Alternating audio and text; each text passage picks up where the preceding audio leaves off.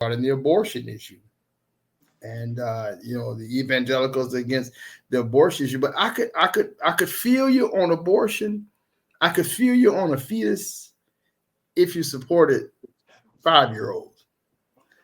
If you had that same fire for fighting for food for 5-year-olds, for kindergartners, in Kansas, this is the Republican group in Kansas. The legislature there is trying to cut back on free lunch. So if you're going to be fired up about fetuses, you try to stay fired up after they're born. And I call it pro some life.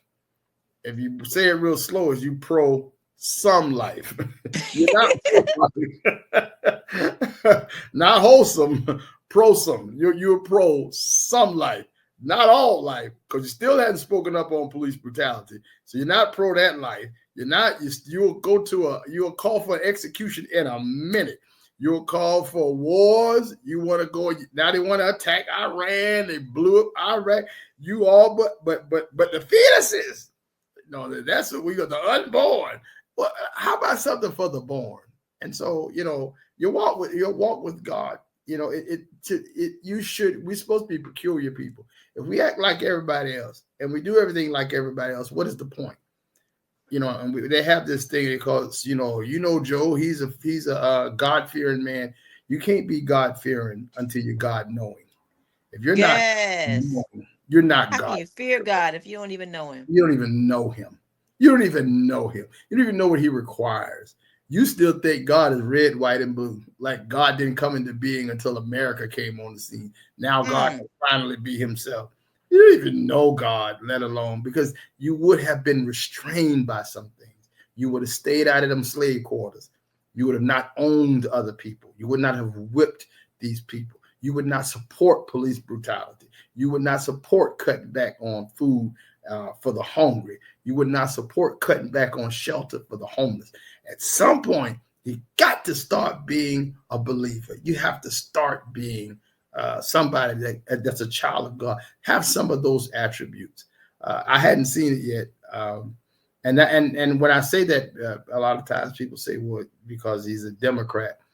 I believe if you are a believer, and this is in my book actually, that if you're a believer, you're not going to be a good Democrat or Republican. You're just not going to be a good one. You could be a Democrat, but you're not going to be a good one. You can be a Republican, but you're not going to be a good one if you're a believer, because there's some things the Democratic Party has advocated I can't go along with. I just can't go along with. I can't bring myself to support a party and I mark my words, you heard it here first. The only thing this Republican majority and Republican president will do, the only thing they're going to do is a massive tax cut. Because they get the evangelicals on board. They even got some black folks on board. The only thing you're going to find that's going to come out of this Republican government is a tax cut for the rich. And that's it. And it was just what happened last time. It's what's going to happen this time. And so I hate to see that evangelicals, believers, are part of this. They're being used to further a financial agenda. And it's sad. So that's the thrust of my book, though. You said something that was so key. Mm-hmm. And it reminded me, because you said, I never knew you.